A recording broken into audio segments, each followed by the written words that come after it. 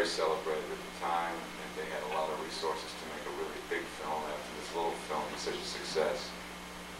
They sent me the script, and there was this guy, one part, size of the world, and beautifully portrayed sort of relation of innocence again with an 11-year-old girl. So that it's a love story, but it's a love story that only plays out, on the spiritual plane. It's not allowed to play out on any other plane because of its limitations. But it's as grand and profound in its way as the hottest, love could be portrayed. In fact, even grander because it exists on a non-physical level. So I just blew my mind that, wow, I'm getting this chance to play in this field for a second time, in French, no less. Yeah. I wonder if you're aware of how often this voice seems to be imitated. Hey, David, I'm not familiar with him. It's practically making me look at it. Starred in the animated series. Yeah. Playing Gargoyles. Lion, and now he's doing Spawn, and the voice is very famous. He calls me up. Just give me this voice. Just say Catherine. Okay, see you later on. And he's getting my gigs.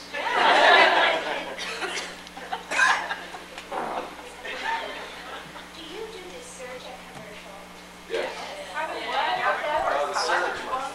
Huh? And Roundup? No. Dean Witter. How many sort of Smith Barney, whatever? Dean Witter. Dean Witter, okay.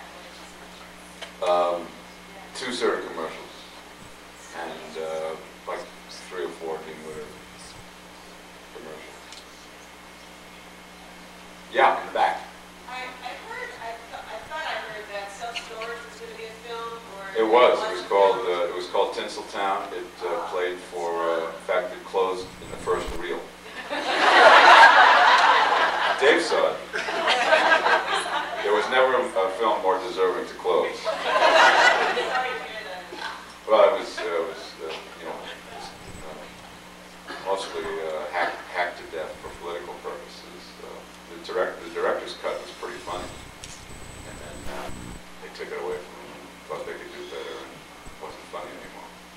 And it was one of those really out there sort of movies that if it wasn't funny, it was going to be ugly. Yeah, it did. It opened in L.A. played, and I think theater in Texas. Yeah. Like Houston. It was in Houston. Okay, there you go. Same one reel. But with a lot of Beauty and the Beast fans came and saw the play when we did it at the Odyssey Theater in L.A. And I played this serial killer who injects his victims with Windex while he's raping them, and puts a Ziploc bag over their heads and asphyxiates them. Fun-loving guy. The first character I played after Vincent. So.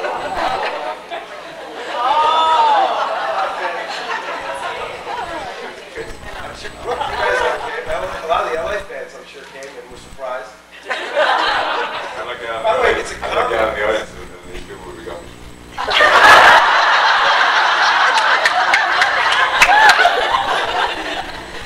But it was a really, really funny piece of material, and it was a Hollywood satire. At the end of the day, it was all good, clean fun. I like that kind of thing. What'd your mother think about it? Ow! That was. Which one were you?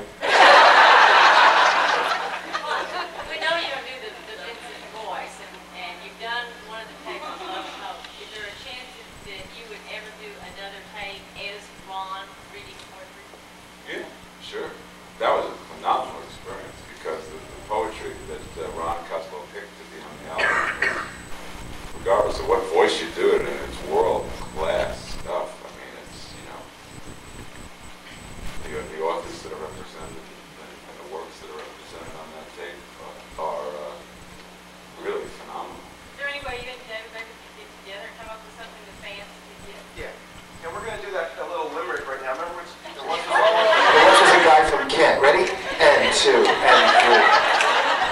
We do a whole bit. We went first. Who's the one asking about embarrassing moments? You're actually living one. So I'm going to let Ron take one more question because we got to do photographs, and we have to save some time, energy, and money for. There it is. There's two more. So Two more questions. Thank you. You have a natural affinity for foreign accents. Do you actually speak any other languages? Not even English. On certain days. No. Pick it up. I've worked in some foreign countries. We did the movie in France. I learned how to get home in a taxi in 6 months. That's right. I learned the role, which I did in French, phonetically. Pretty much. Okay. You first. When you first dressed as Vincent, did Linda Hamilton actually comment on your outfit, what you were wearing? Was she pleased with it, or means she got to play the opposite part to you? I'll do Linda seeing me first. All right. She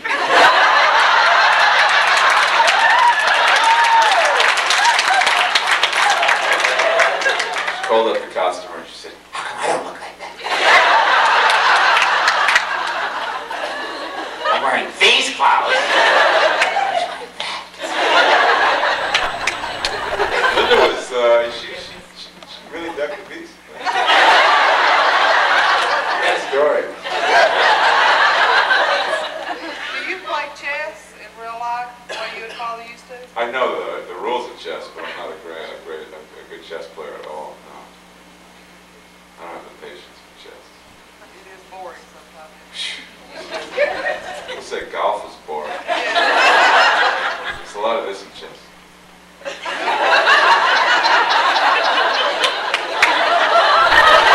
get that in life.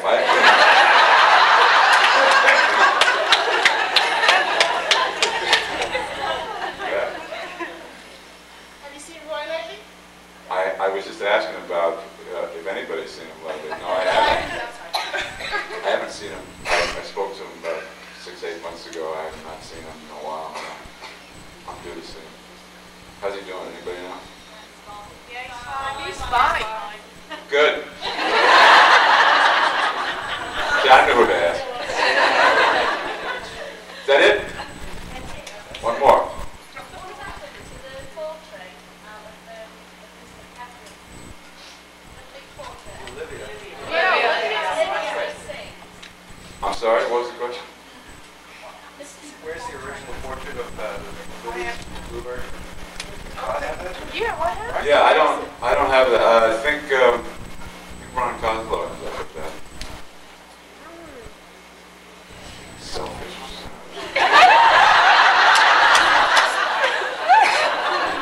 That's it? Huh? I can get it for you. All right. Thank you so much.